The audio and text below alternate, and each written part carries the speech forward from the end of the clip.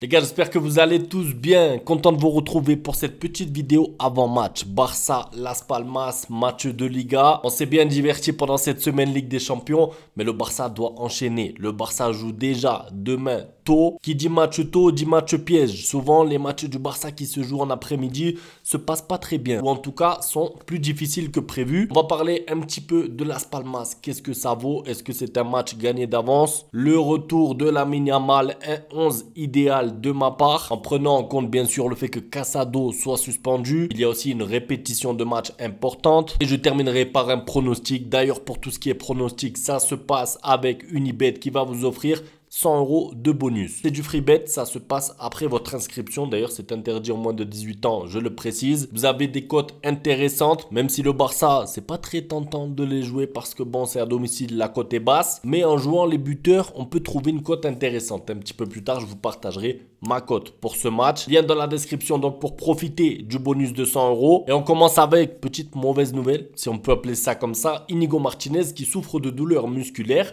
et il y a des doutes sur sa participation contre Las Palmas. Alors concernant Inigo Martinez, il faudra simplement appliquer le risque zéro. Appliquer la règle du risque zéro, c'est-à-dire dès qu'il y a un joueur un petit peu incertain, qui a une petite douleur, c'est sur le banc ou à la maison. C'est comme ça, je pense qu'on évite ensuite les grosses blessures, les longues blessures. C'est dommage parce qu'Inigo Martinez arrive en forme. C'est dommage parce qu'il forme aussi un duo incroyable avec Cubarsí. Mais je pense sincèrement que le Barça à domicile contre Las Palmas peut se débrouiller sans lui. D'ailleurs, on verra un petit peu plus tard mon 11 idéal, ce que je propose. Inigo Martinez est un joueur fiable cette saison, mais il ne faut pas oublier son âge, il ne faut pas oublier qu'il y a beaucoup de matchs et c'est pas grave s'il rate le match à domicile contre Las Palmas, encore une fois. D'ailleurs, concernant les blessés, les absents, les retours de blessures, Lamine Yamal, ça y est, on va le revoir enfin, j'ai hâte. Alors pour moi, il y a clairement un plan Lamine Yamal qui doit être fait, il ne faut pas oublier qu'il n'a pas joué depuis un mois et j'ai presque envie de dire que ça serait inconscient de le mettre titulaire parce que oui, Lamine Yamal est trop fort. Oui, le Barça avec et sans Lamine Yamal, c'est pas la même chose, mais justement, je pense que le plan Lamine Yamal,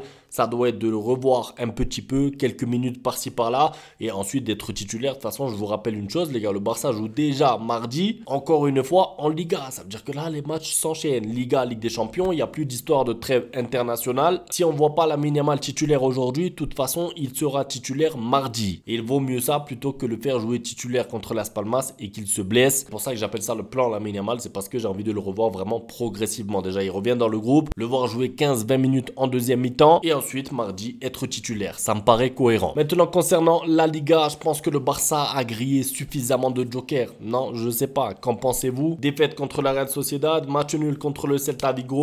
Ça y est, si vous voulez rester premier, si vous voulez garder la tête en Liga, il va falloir enchaîner les victoires. C'était bien la victoire en Ligue des Champions, 3-0, d'accord, ça s'est bien passé. Mais vous savez que les points en Liga sont super importants. J'ai envie de dire que le Barça s'est laissé rejoindre par le Real Madrid, a gâché l'avance qu'ils ont obtenue lors du Classico 4-0. Le Real Madrid a un match en moins, je vous mets le classement par là. Le Barça ne peut pas se permettre de perdre des points en fait contre des petites équipes. J'ai envie de dire honnêtement, hein, Las Palmas cette année, c'est une petite équipe de Liga, c'est un match à domicile.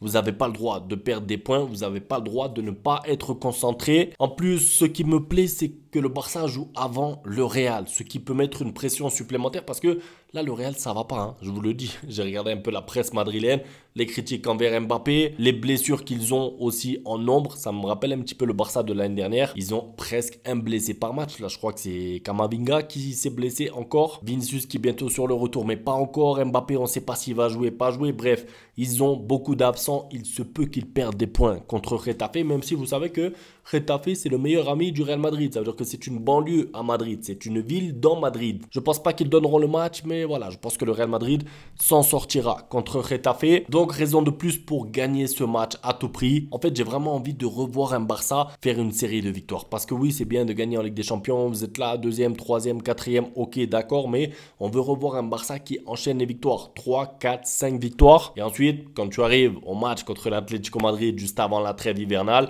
si jamais tu perds des points, on pourra le comprendre. Mais là, tous les matchs qu'il y a entre temps, il faut enchaîner les victoires. Il faut rester en tête, c'est obligatoire. Concernant Las Palmas, ils sont 17e. Franchement, c'est une équipe qui a beaucoup de mal. C'est une équipe qui prend beaucoup de buts. Mais attention parce que c'est une équipe qui sait faire des gros matchs contre les bonnes équipes. Ils ont fait match nul contre le Betis Séville, ils ont fait match nul contre le Real Madrid. Bon, ça veut dire en ce moment, tout le monde peut battre le Real Madrid, mais quand même, c'est pas pour rien. Je crois qu'ils ont fait un match nul aussi en pré-saison contre Liverpool. Bon, c'était un match amical, mais voilà, c'est Las Palmas, ils sont pas très forts, mais il faut rester méfiant parce que un petit peu comme contre le Celta Vigo, si vous manquez de concentration à tout moment, vous perdez des points. Il faut donc rester professionnel et concentré. Un petit pronostic de ma part, après je vous donne mon 11 idéal. Alors, je vous ai dit, la victoire du Barça, pour moi, la cote me paraît trop basse. C'est avec une Unibet et même si vous avez un bonus de 100 € et même si vous avez un bonus de free bet, pour moi, ça sert à rien de miser le Barça parce que déjà, on ne sait jamais, mais surtout, la cote est trop basse. Moi, je miserais sur Rafinha buteur. Pourquoi je miserais ça? Parce qu'il sort d'un match où lui-même a été un petit peu déçu. Il n'a pas raté son match, mais vous l'avez vu, il était un petit peu en colère contre lui-même. Il a eu des tirs hors cadre. La cote est élevée et je miserai plus sur Rafinha buteur plutôt que Lewandowski, même si je pense que Lewandowski marquera aussi. Mais je pense que c'est plus intéressant de jouer la cote un petit peu plus haute, sachant que Rafinha est quand même en forme cette saison. Ça me semble pertinent. Maintenant, n'hésitez pas. Dites-moi vous, vos pronostics dans les commentaires. Je lirai tout ça. On passe à mon 11 idéal. Alors, comme Inigo Martinez est incertain et comme Casado est suspendu, vous le savez, il a pris un carton rouge contre le Celta Vigo. Vous êtes obligé de changer quelque chose. Eric Garcia, je lui fais pas encore confiance. Araujo, il n'est pas encore disponible, donc vous êtes obligé de trouver une solution. Moi, ce que j'aimerais voir, bien sûr, c'est Iñaki Peña dans la cage. Bon, ça, on le sait. À droite, Hector Fort pour voir une charnière centrale.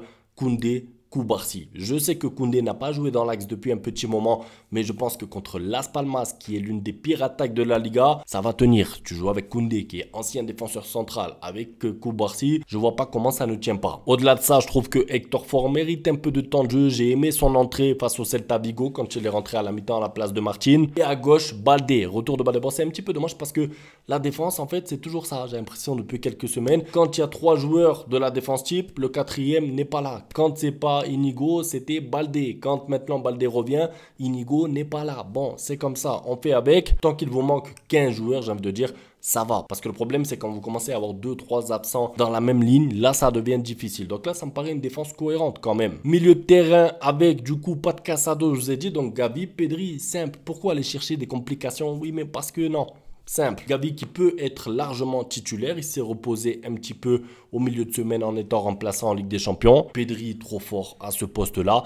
Dani Olmo, numéro 10, qui est sorti lors du match de Ligue des Champions. Donc il sera normalement, je l'espère, en forme pour nous faire un meilleur match que contre Brest. Et une attaque, si on peut dire ça comme ça, Fermin Lopez, même si vous savez que c'est pas vraiment un attaquant, Lewandowski et Rafinha. On veut tous voir Lamine Yamal, je le sais, mais pour moi, il faut de la sagesse et de la patience.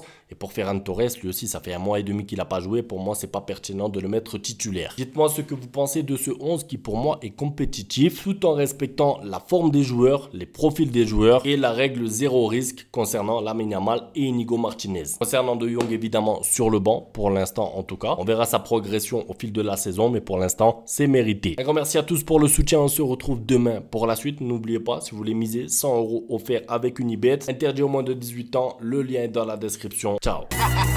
Bang, bang, bang, bang, goodbye. Ustedes pueden aceptar mi negocio o aceptar las consecuencias. Plata o plomo.